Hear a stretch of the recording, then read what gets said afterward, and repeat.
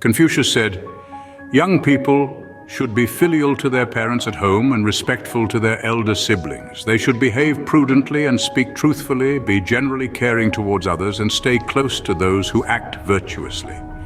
By earnestly doing these things, they can then strive to learn from books." This chapter earlier discussed aspects of conduct and virtues, such as being filial to parents at home and respecting elder siblings.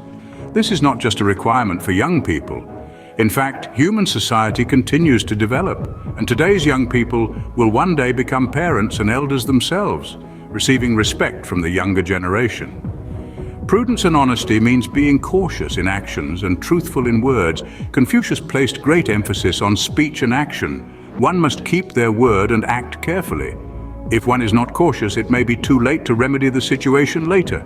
Thus, being self-disciplined in both speech and action naturally leads to the gradual growth of virtue. Next, he discussed showing universal concern for everyone, which is a lofty ideal. Human instincts often prioritize oneself, so to care for others, one must first stabilize oneself. However, in the pursuit of stability, others may suffer due to our self-centered focus. Therefore, Confucian thought emphasizes that cultivating virtue and doing good deeds bring inner joy. This is a matter of choice and long-term consideration. Do we want to achieve short-term gains at the expense of losing a sense of genuine inner joy? Or do we want to maintain sincerity and follow principles, even if it means temporary losses and hardship? In the long run, inner joy is irreplaceable. Embrace all with love and be close to the benevolent touches on the concept of Ren in the Analects of Confucius. There are two uses of Ren. One refers to good deeds. Every society has its good people and good deeds, but being good and doing good does not necessarily mean understanding why one should do so. Confucius taught us to understand the reasons for these actions, as human nature inclines towards goodness, and we should act from within. Confucianism values education and provides a theoretical framework that empowers us from within to proactively do good rather than being passively obligated. Finally, he said, "If you have energy left after fulfilling your duties, then study literature and others."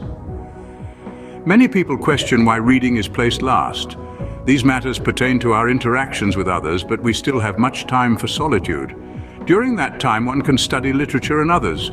There is another, more complex use of Ren as a special term by Confucius.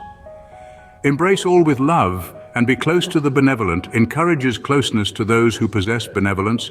However, we know that Confucius emphasized that it is difficult to see benevolent individuals in society. He himself said, "If there is a sage in benevolence, how dare I presume?" He advised young people to be close to the benevolent, referring to those who perform good deeds.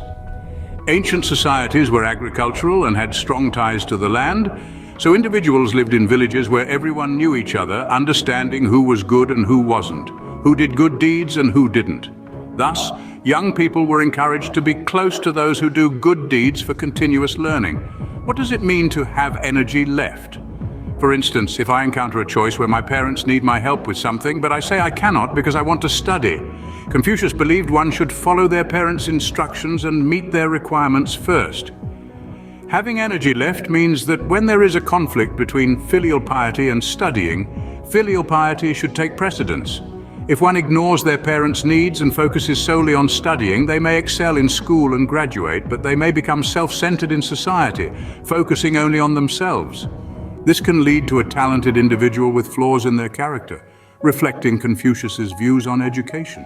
In summary, Confucius believed that education should be holistic, focusing on the complete person. This encompasses three aspects. The first is character education, the second is talent education, and the third is cultural education. Placing character first is because Confucius emphasized that if one has energy left, they should study literature. The requirements mentioned earlier all pertain to character. At home, be filial. When out in the world, be respectful. Be prudent and honest. Embrace all with love and be close to the benevolent. These are self-imposed standards for interacting with others, considering others' needs and helping them. This is a form of character education because it requires self-discipline and internal motivation, rather than being passively guided. Therefore, when discussing morality, the distinction between passively doing good and actively doing good is significant. Confucianism advocates for proactive behavior, which is known as character education.